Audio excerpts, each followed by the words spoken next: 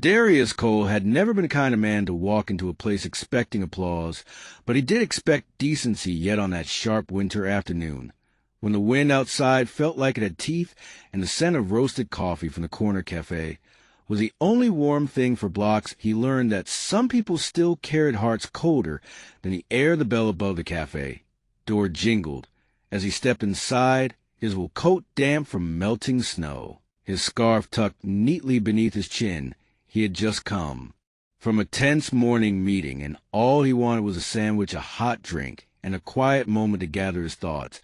But before he could even step fully into the line, before he could even study the chalkboard menu, he noticed the shift. It wasn't loud, it wasn't blatant, it was subtle, like a cold shadow creeping over the sun. The barista, a young woman, with a carefully fixed smile, glanced at him, then immediately found something fascinating on the counter beside her. The two men in line ahead of him chatted with ease, their orders taken without hesitation. But when it was his turn, the smile was gone. Her eyes avoided as she fiddled with the register and said curtly, "We're not serving right now, machines down." He blinked, glancing at the fully functional espresso machine steaming behind her, then at the fresh orders still being called out to waiting customers. "Machines down," he repeated slowly, his voice, even though his heart thudded, with a familiar sting of recognition. She didn't answer. Instead, she shifted her gaze toward the back, where a tall man in a crisp apron was watching Darius with an expression that wasn't curiosity. It was calculation, the kind that strips you down to your skin, the way you look, to the way the world has labeled you. The man finally walked over, leaning casually on the counter. "Sir, I'm afraid we're not able to help you today." Darius felt the old fire rise in his chest, but he had been taught long ago that in certain spaces, anger is exactly what they want from you, a confirmation of the lie they've already decided is the truth. So instead, he simply nodded, adjusted his scarf, and said softly, understood of a good day. As he turned to leave, the bell jingled again behind him, but the sound was different this time, colder.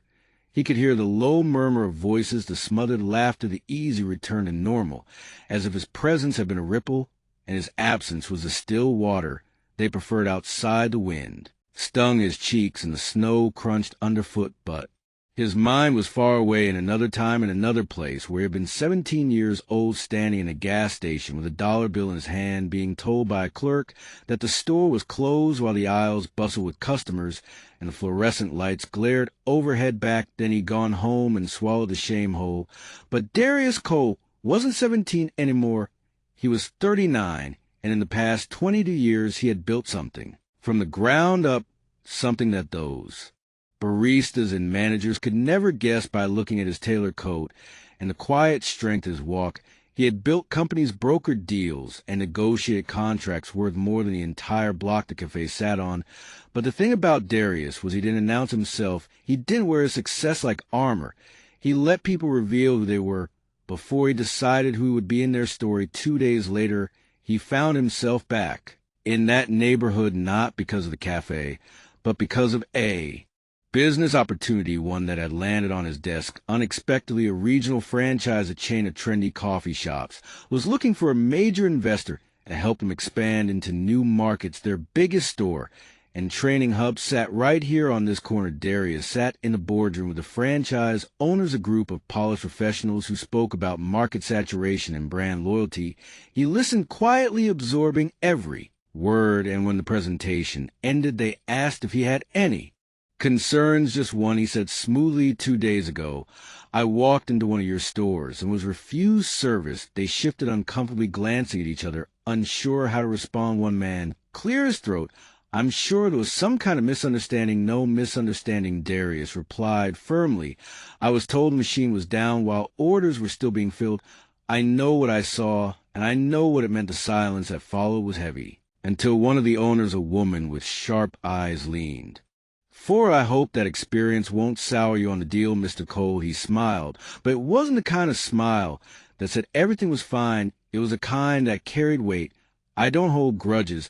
I build opportunities. Now tell me, is that store part of the sale package?" They hesitated, but nodded. "Yes, it's one of our flagship locations." "Good," Darius said, "because if we move forward, my first order of business will be staff restructuring and policy training." 2 weeks later, the ink was dry, the deal closed. And Darius Cole officially became a controlling owner of the franchise. He didn't waste time. His first visit was to that same corner cafe. The snow had melted, but the air was still crisp as he pushed open the door. The bell jingled, and every head turned. He was dressed the same as before, nothing ostentatious. But his presence was different this time. He walked straight to the counter, where the same barista stood, her eyes flickering with something like recognition. The tall manager emerged from the back, his expression guarded. Darius pulled a folder from his coat and placed it on the counter. "Good morning. My name is Darius Cole. I'm a new owner of this location, effective immediately. Here are your updated policies and staff schedules." The barista blinked. The manager frowned. "I don't understand." Darius smiled. "I own this franchise now, and part of that ownership means making sure no one who walks through these doors is treated like they don't belong. That ends today."